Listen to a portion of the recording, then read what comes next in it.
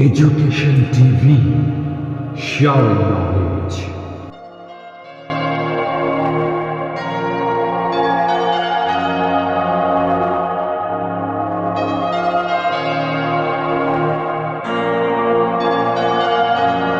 Hello everybody, today's topic is types of communication barriers. You know that communication is the key factor in the success of any organization. When it comes to effective communication, there are certain barriers that every organization faces.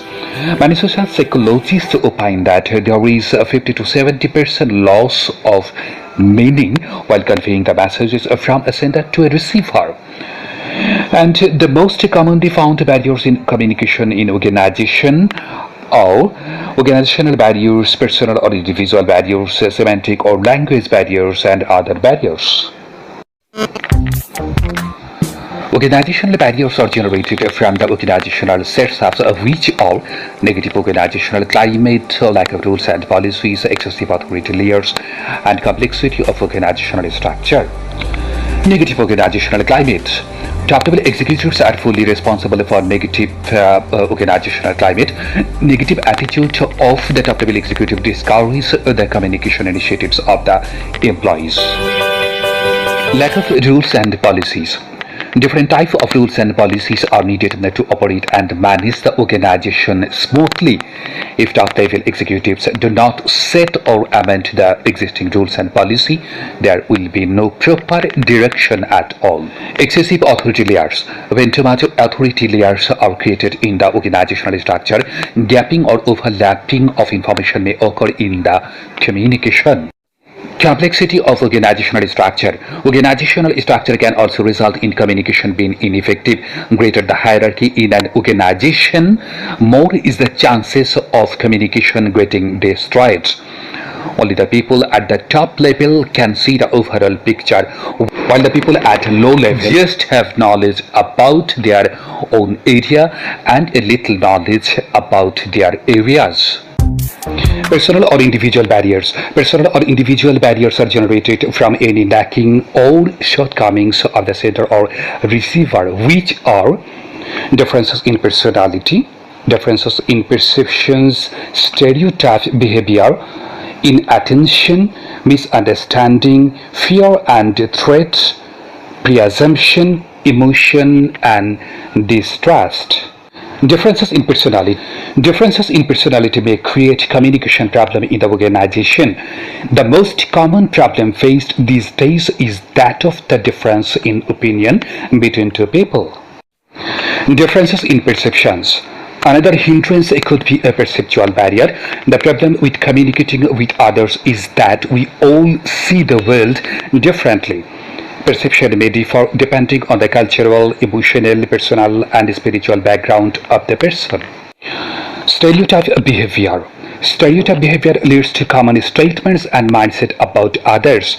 Such wrong assumptions about a person or a group sometimes make the communication defective or problematic. Inattention. If the receiver of the message is not attentive to the speaker or communication, he may miss to hear something.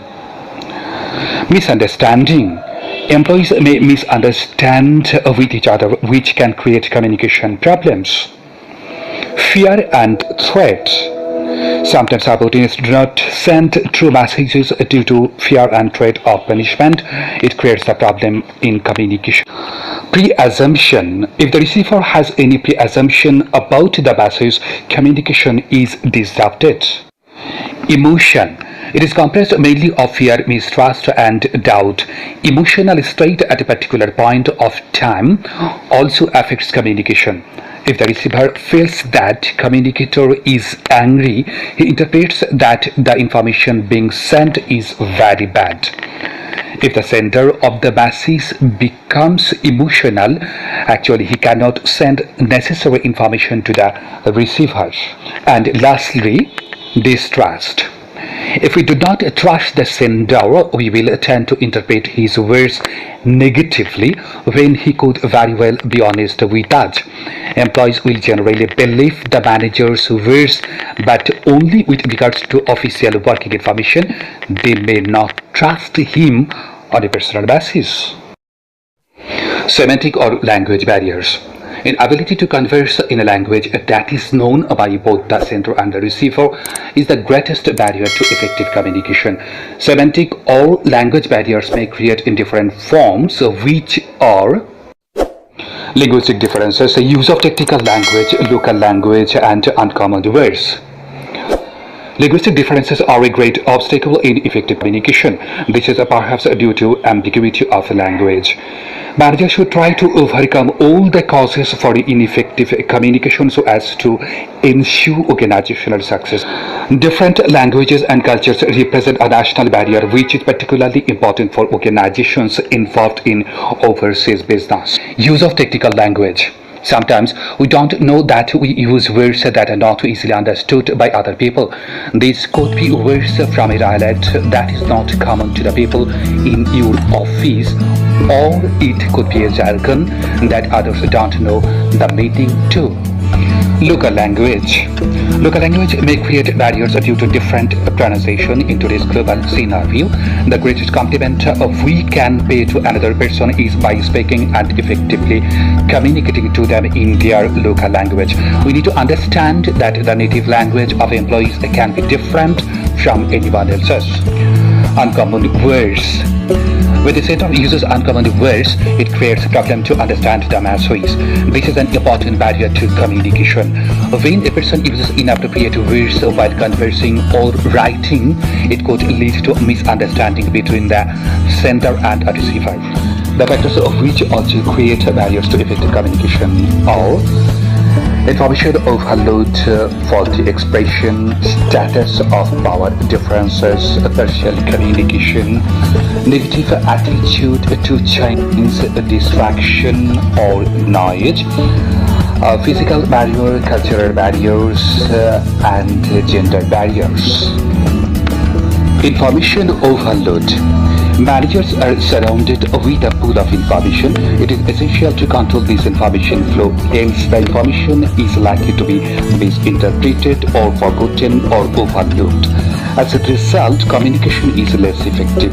When communication men become overloaded with information, they fail to select important messages. As a result, communication is disrupted. Faulty expression. Faulty expression of the message also fails to convey the accurate meaning to the receiver.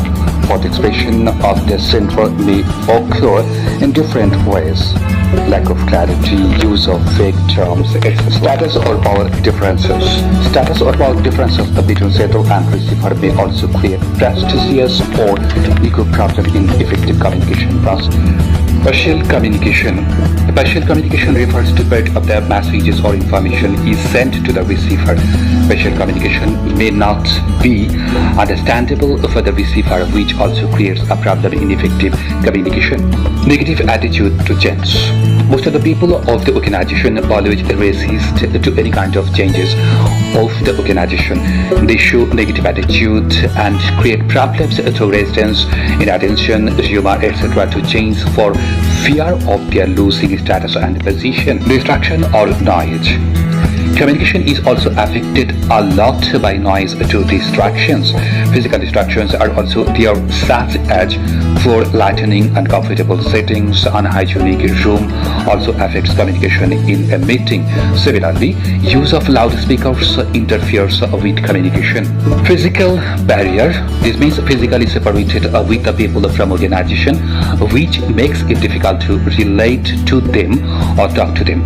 Research shows that one of the most important factors in building cohesive teams is proximity. As long as people still have a personal space that they can call their own, nearness to others is communication because it helps us get to know one another. Cultural barrier. The world is made up of diverse cultures. A cultural barrier arises when two individuals in an organization belong to different religions, states or countries. When we join a group and wish to remain in it, sooner or later we need to adopt the behavior patterns of the group.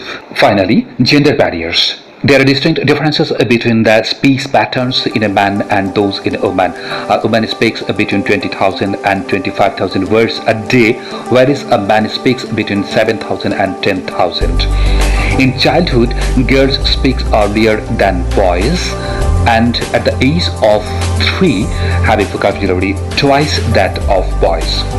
The reason for this lies in the varying of a man's and woman's brain.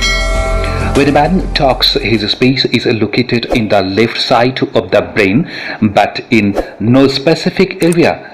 When a woman talks, the space is located in both hemispheres and in two specific locations. This means that a man talks in a linear, logical and compartmentalized way, features of left brain thinking, whereas a woman talks more freely mixing logic and emotion, features of both sides of the brain.